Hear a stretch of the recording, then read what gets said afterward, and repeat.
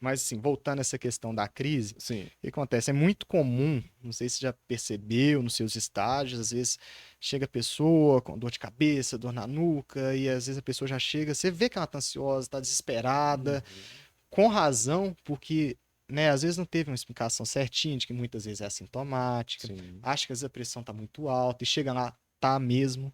Por Uhum. quê?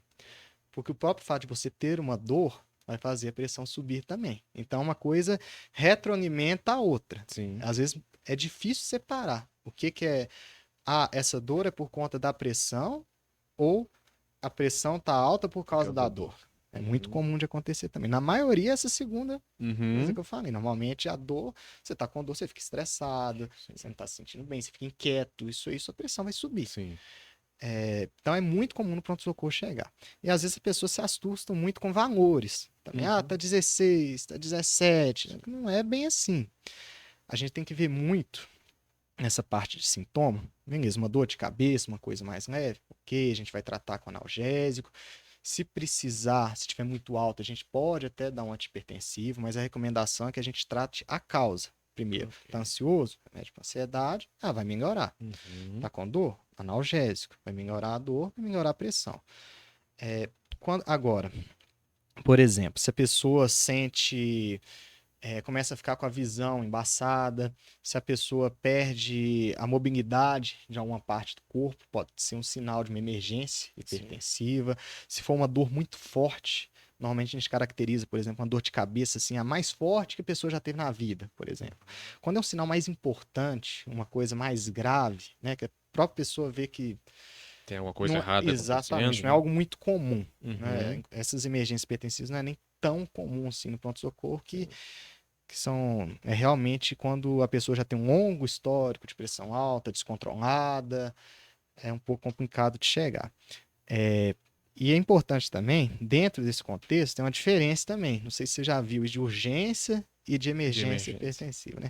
Uhum. A emergência é quando já tem uma lesão de órgão-alvo, que a gente chama, por Uhum. exemplo, uma lesão na parte cerebral, a pessoa está com Sim. algum desses sintomas que eu falei. Se você suspeita disso, aí você já tem que ser muito mais rigoroso, vai monitorizar, os remédios de pressão já não pode ser mais comprimida, na veia. Isso na Uhum. suspeita de uma urgência. Sim. Tem emergência, que também tem a lesão no órgão-alvo, mas é uma coisa Uhum. mais leve. Ok. Uma coisa um pouco mais leve, não precisa ser tão imediato o Uhum. atendimento. A urgência pode ser imediato. É o A contrário. emergência é mais A rápido. emergência A pode ser emergência é imediata, mais a rápido. urgência A urgência um pouquinho um menos, assim. pouquinho menos. Uhum. Exatamente. O ideal é que todo mundo fosse atendido o Sim, mais rápido sim, possível, né? sim. Mas tem essa diferenciação e a gente vê justamente pela lesão nos órgãos, porque, Uhum. assim, o que é pressão arterial? A gente falou tanto dela, não E aí, o explicou que é, muito, né? né? Uhum. É basicamente a pressão, né? Esse fluido que circula no nosso corpo, que a gente chama de sangue, Uhum. né?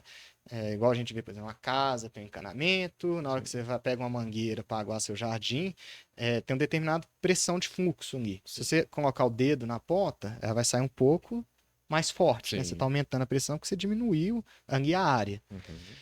Então, é a pressão com que isso circula dentro das nossas artérias, das nossas veias, no organismo. Sim. E isso, né, como ela, nossas artérias estão no organismo todo, se está muito forte em todas as regiões, isso vai lesionar várias partes. No Uhum. futuro, você pode ter um problema nos rins, vai machucando as artérias Sim. também. E nisso, quando a pessoa ainda tem o colesterol alto, vira uma coisa ainda pior, porque naquele Uhum. machucadinho vai entrar um pouquinho, vou chamar de gordura, mas é o Sim. LDL, Uhum. colesterol, que é o ruim, né, digamos Sim. assim, vai entrar, vai inflamar, e Forma aquilo lá na trombo. frente É? pode formar um trombo, Uhum. virar um AVC, um infarto. Sim. Então tem que ter muita atenção, e é isso sim, definindo a questão da pressão, né? Uhum. Agora, voltando lá no pronto-socorro, né? Sim. É, eu já falei, quando a pessoa está com algum sintoma, a gente trata.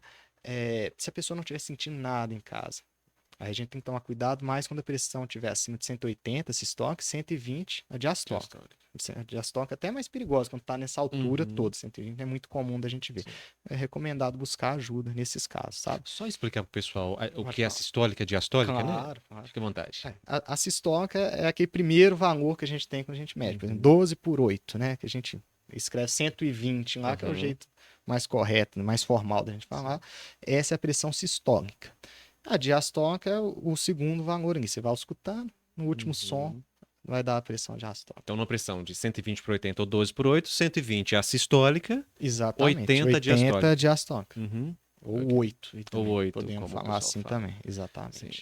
E aí, qual é o tratamento adequado para um paciente hipertenso? É. Porque a pessoa, eu tô te falando, Não, doutor, eu ia porque falar isso naquela hora. Eu né? esqueci. Pois é, Exatamente. o pessoal fala, ok, recebeu o diagnóstico correto de um médico bom como o Dr. Paulo Medina. Não, você tem de fato hipertensão arterial sistêmica.